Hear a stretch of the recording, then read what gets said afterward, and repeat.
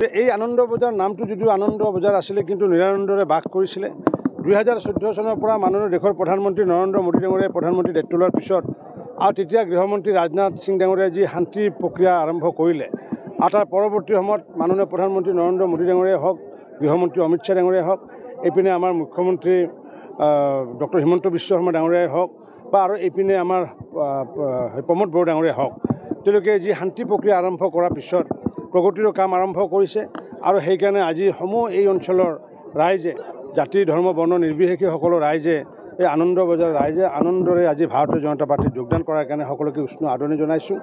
আৰু দেশৰ যিহেতু বিকাশমুখী যি প্ৰগতিৰ কাম মোদী ডাঙৰীয়াই কৰি আছে বা মুখ্যমন্ত্ৰী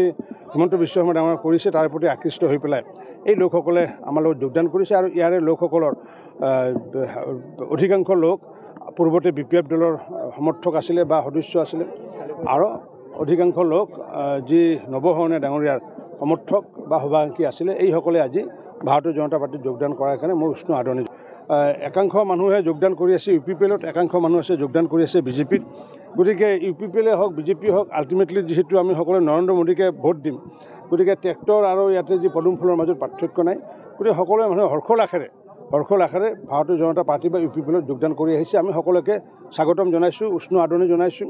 আৰু BJPটো যিসকলে জইন কৰিছে যিহেতু পূৰ্বতে আমাৰ BJPৰ 20 লাখ সদস্য আছিলে পৰৱৰ্তী সময়ত মই সভাপতিৰ দায়িত্বত থাকোঁতে 42 লাখ হৈছিলে আগন্তুক দিনত আমাৰ ইচ্ছা আছে 56 লাখ সদস্য কৰাৰ আমাৰ ইচ্ছা আছে গতিকে এপিনে BJP আনপিনে UPPLে আমাৰ যাতে সৰ্বাধিক সংখ্যক যাতে সদস্য কৰিব পাৰোঁ তাৰ কাৰণে নিৰলসভাৱে প্ৰচেষ্টা চলাই থকা হ'ব গতিকে BTRত যেনেকুৱাকৈ আমি মিত্ৰজোঁটৰ চৰকাৰ চলাই আছোঁ ঠিক তেনেকুৱাকৈ ভাৰতবৰ্ষত বা আমাৰ BTRত আমি ট্ৰিপল ইঞ্জিন চৰকাৰ কাৰণ মোদী ডাঙৰীয়া আছে হিমন্ত বিশ্ব শৰ্মা আছে প্ৰমোদ বড়ো ডাঙৰীয়া আছে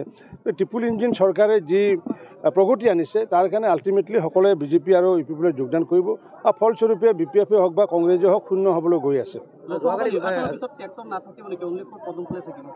নহয় যিহেতু আগন্তুক দিনত যি বেলেগ নিৰ্বাচন আছে যেনেকুৱা বিধানসভা নিৰ্বাচন এতিয়া বিধানসভা নিৰ্বাচনততো ধৰক আমাৰ ইয়াতে পদুম ফুল আছে সেইখিনি মানুহকতো ক'ব লাগিব কথাটো এইবাৰৰ কাৰণে অহাবাৰ আমি চাম কি কৰিম কি নকৰিম আমি চাম কিন্তু এইবাৰৰ কাৰণে ৰাইজক কৈছোঁ যে পদুম ফুল মানে ট্ৰেক্টৰ মানে পদুম ফুল কাৰণ ফুলনি মানে বাগিচা মানে ফুলনি কথাটো একে হয় নে নহয় ফুলনি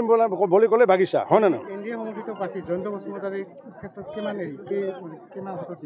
চাওক আজি সংখ্যাটো মই আজিয়ে ক'ব খোজা নাই কাৰণ কিয় মই যিহেতু এটা ক্লাষ্টাৰ ইনচাৰ্জ মই কিছু কাম কৰিব বাকী আছে নিশ্চিত ওপৰত 4-5 দিন পিছত আপোনালোকক আমি সংখ্যাটো কৈ দিম কাৰণ কিয় মই আজিলৈ যি কৰি আহিছোঁ মিলি আহিছে গতিকে আজিলৈ মোৰ যিটো এডভান্স ফলাফল এইটো মানে অমিল হোৱা নাই গতিকে কিছুদিন পিছত মই জনাম কিমান লাখত যদি তেওঁলোকে যদি সেইটো কৰিছে তেতিয়া তেওঁ দেউতাককে কোৱা হ'ল দেখোন তো দেউতাকক কোৱাৰ কাৰণ তেওঁ দেউতাক ডিছপুট নাছিল জানো দেউতাকক যদি তেওঁ তেনেকৈ যদি দেখিছে মোৰতো ক'বলগীয়া একো নাই